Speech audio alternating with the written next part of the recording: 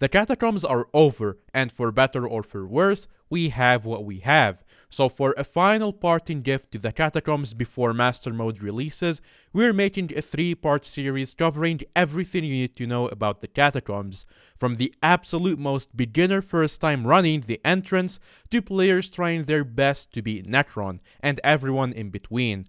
No matter what stage you are, these videos are for you. In this first episode, we're going to cover strategies to clear floors for both beginners and advanced players. In our next video, we'll discuss the gear you need for each floor, and in our video after that, we'll touch strategies to defeat every single boss. But for today, what actually is a dungeon? Dungeons are randomly generated adventures with a simple goal.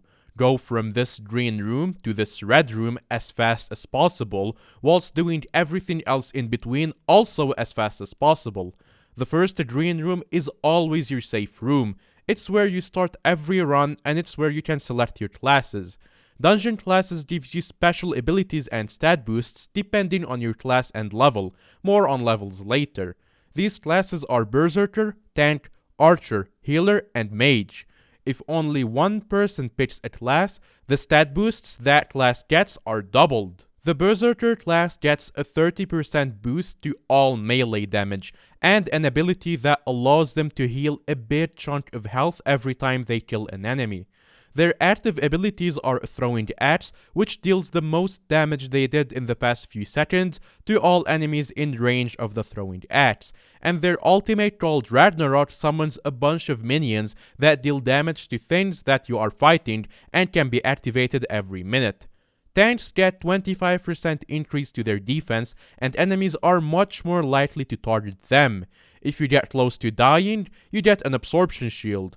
Your active abilities are an area of effect attack that deals more damage based on how much defense you have, and your ultimate ability makes you immune to knockback and damage for 5 seconds, and makes every enemy in a 10 block radius attack you. Archers get a 30% increase to bow damage, a bone shield that reduces incoming damage, a 50% chance to shoot double arrows every time you fire a bow, and a chance for your arrows to bounce onto other targets. Your abilities are an explosive shot that deals the highest bow damage you've dealt in a 4 block area of effect, and your ultimate, which rapid fires bow shots that deal 75% of your highest bow damage each. Healers get a 50% to all healing they do. Heal all teammates in an 8 block radius for 1% of their max health per second, and Revive, which allows you to revive a teammate if they die every 100 seconds. Your 2 abilities are a Healing Circle, which heals 2% of you or your teammates' health per second when inside, and your ultimate called Wish, which fully heals you and your team and gives them a 20% shield. Mages get 400 intelligence when joining a dungeon.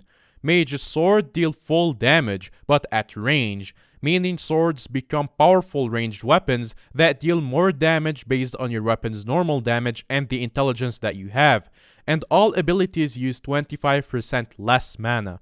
Your ability shoots a guided sheep, which is done automatically, and your ultimate summons a lightning storm that strikes everything around you for huge damage. To use these abilities, you need a dungeon orb, which you are given when you first join the run. You press your drop key to use your ultimate ability, or Ctrl plus your drop key to use your normal. Back to the actual floor though. Once you start your floor, it is recommended you have 5 players in your party to make things faster and easier. The dungeon is full of rooms full of enemies, and to clear rooms, you have to kill every enemy that has a gold star next to their name. This will either be a mini-boss or a group of random enemies that you have to clear out. Every room will also have a secret counter. Collecting secrets will increase your score at the end of the run, which we'll talk about in a bit. Secrets come in the form of randomly dropped items on the floor, chests, or bats that you have to kill.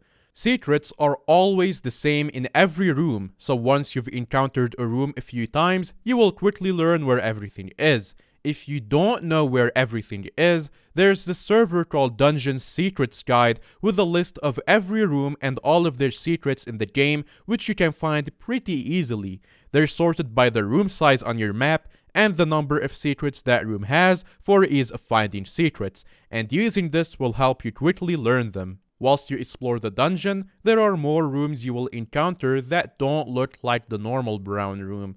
These are the pink room, which has fairies in which they give you respawn stones which can be used to revive someone when killed. Yellow rooms which have a very powerful mini-boss in them that has to be defeated. And there's puzzle rooms. Purple rooms are puzzle rooms, and purple rooms must be completed in order to give you a good score. These puzzles are usually pretty simple, such as just being a tic-tac-toe game that you have to tie, but some aren't quite as simple. These include the blaze puzzle, where you have to kill the blazes in order from highest health to the lowest health if the chests start at the top, and lowest health to the highest health if the chest starts at the bottom. I made a guide on puzzles a while ago, and it's still accurate for the most part. Just ignore my advice about using traps, because that won't work anymore. Also, the bomb defusal puzzle requires 2 people and has a series of tasks that the left player must communicate to the right player. Later floors also include an orange room, which is a bigger, harder, and more dangerous puzzle that a player has to complete. Once you made it through the dungeon, collected the blessings, which are just a huge stat boost you get from dungeons, and cleared out the red room, there's a boss portal you go through. This takes you to a separate arena where you kill the final boss, which is a difficult fight for your first few times. Once you killed it, you get your score. Score is calculated from 4 values: skill, explore, speed, and bonus.